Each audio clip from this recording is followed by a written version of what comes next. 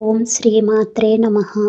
Hi అండి, welcome to Vaishu creations. ఈరోజు మనం ఈ వీడియోలో పుష్యమాస విశిష్టత గురించి తెలుసుకుందాం.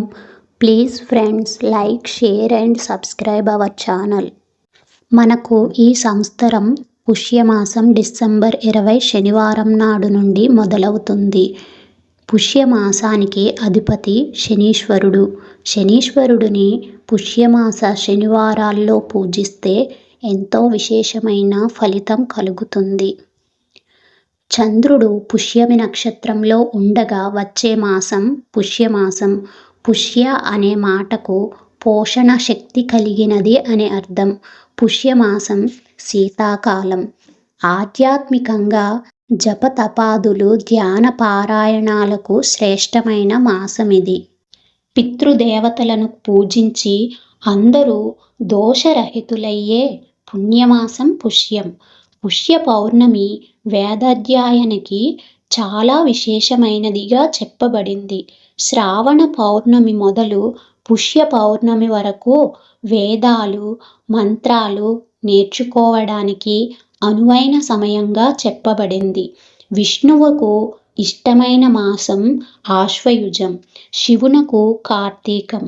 అలాగే పుష్యమాసం శనీశ్వరుడికి పరమ ప్రీతికరం. ఎందుకంటే ఆయన జన్మ నక్షత్రం పుష్యమి. ఈ నెలంతా శనీశ్వరుణ్ణి పూజించే వారి పట్ల శని ప్రసన్నుడై శుభాలు కలిగిస్తాడని పురాణాలు తెలుపుతున్నాయి.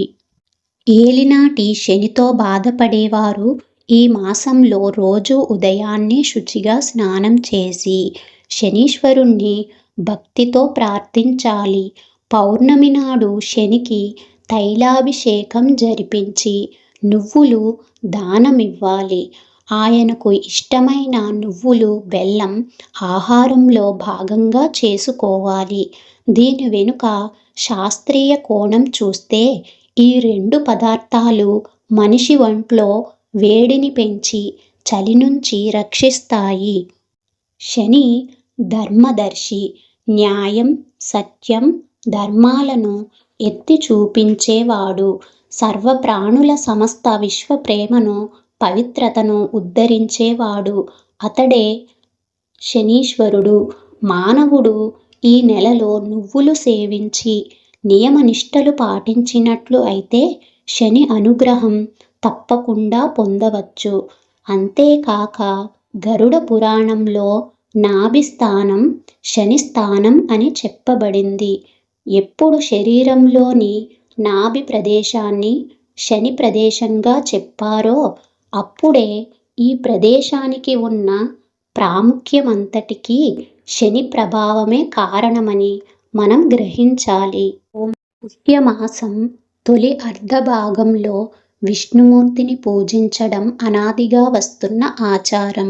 పుష్య శుక్ల విదియ నుంచి పంచమ వరకు శ్రీహరిని తులసి దళాలతో పూజిస్తే సౌందర్యం లభిస్తుందని ఒక నమ్మకం. అలాగే సోమవారాల్లో శివుడిని మారేడు దళాలతోనూ, ఆదివారాల్లో సూర్యుణ్ణి జిల్లేడు పూలతోనూ అర్చించాలి. శుక్లపక్ష షష్ఠి నాడు తమిళులు కుమారస్వామిని పూజిస్తారు. మనకు మార్గశిర శుద్ధ షష్ఠి, సుబ్రహ్మణ్య షష్ఠి ఎలాగో వారికి ఈ రోజు అంత పవిత్రమైనది. ఇక శుక్లపక్షంలో వచ్చే అష్టమి రోజు పితృదేవతలను ఆరాధించాలి. ఈ మాసంలో శుద్ధ ఏకాదశిని పుత్రదా ఏకాదశి అంటారు. ఈ రోజున ఏకాదశి వ్రతం ఆచరిస్తే పుత్ర సంతానం కలుగుతుందని విశ్వాసం. పుష్యమాసంలో వస్త్రదానం విశేష ఫలితాలనిస్తుందని ప్రతీతి. చలితో బాధపడేవారిని ఆదుకోవడమే ఈ నియమం వెనుక సదుద్దేశం. పుష్యమాసంలో వచ్చే పెద్ద పండుగ సంక్రాంతి. సంక్రాంతి ముందు జరుపుకునే పండుగ భోగి. చీకటితోనే లేచి చలిమంటలతో చీకట్లను పాలద్రోలుతారు. దక్షిణాయనానికి ధనుర్మాసానికి ఆఖరి రోజు ఇది. భోగినాడు వైష్ణవాలయాల్లో గోదారంగనాథుల కళ్యాణాన్ని కన్నుల పండుగగా జరుపుతారు. మర్నాడు సూర్యుడు మకర రాశిలోకి ప్రవేశించే దినమే మకర సంక్రాంతి. ఆ రోజు నుండి భక్తులంతా పరమ పవిత్రంగా భావించే ఉత్తరాయణం ప్రారంభమవుతుంది. సంక్రమణం నాడు రాత్రిపూట భోజనం చేయకూడదని పురాణాలు చెబుతున్నాయి. సంక్రాంతి నాడు శివుణ్ణి ఆవునేతితోనూ నువ్వుల నూనెతోనూ అభిషేకిస్తే దరిద్రం తొలగిపోయి సకల భోగభాగ్యాలు కలుగుతాయని ప్రతీతి.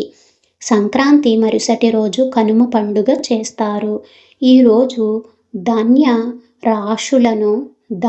రాశులను వ్యవసాయంలో సహకరించే పశువులను లక్ష్మీ స్వరూపంగా భావించి పూజిస్తారు.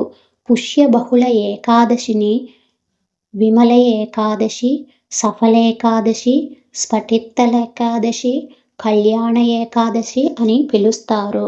సున్ని పిండితో ఒంటిని రుద్దుకొని నువ్వులు కలిపిన నీటితో స్నానం చేయడం, నువ్వుల్ని ఆహారంలో భాగం చేసుకోవడం, మంచి నీటితోనూ నువ్వులు కలుపుకుని తాగడం, తిలదానం చేయడం ఈ ఏకాదశి రోజు చేస్తారు.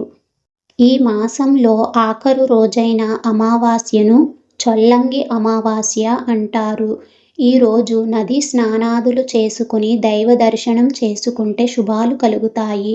పితృతర్పణాలు, ఆబ్దికాదులు ఉంటే వారి పేరుతో అన్నదానాలు పేదవారికి చేస్తే విశేషించి పుణ్యఫలంతో పాటు పితృదేవతల అనుగ్రహం కలుగుతుంది. పుష్యమాసములో సూర్యోదయ సమయమున ప్రసరించు సూర్యకాంతి అద్భుతమగు యోగ చైతన్యమును ప్రసాదింపగలదు. పుష్యమి చాలా అద్భుతమైన నక్షత్రము. చెప్పలేనంత కాంతిని దర్శనము చేయించే మాసము పుష్యమాసము. ఉత్తరాయణ పుష్యమాసములో సూర్యుడు దక్షిణము నుండి ఉత్తర దిశగా పయనము సాగిస్తాడు, అనగా ఊర్ధ్వముఖముగా ప్రయాణము సాగిస్తాడు. మనలోని ప్రాణశక్తి బలమును కూర్చుకొను సమయము. సూర్యకిరణములయందు ఒక ప్రత్యేకమైన హిరణ్యమైన కాంతి ఉండును. ఇది మన బుద్ధిని ప్రచోదనము గావించును. మనస్సును అంటిపెట్టుకొని ఉన్న స్వభావము నందలి అశుభములను ఆ కాంతి హరింపగలదు. బుద్ధి బలము, ప్రాణబలము పుష్టిగా లభించు మాసము పుష్యమాసము. Thanks for watching. Please share and subscribe our channel.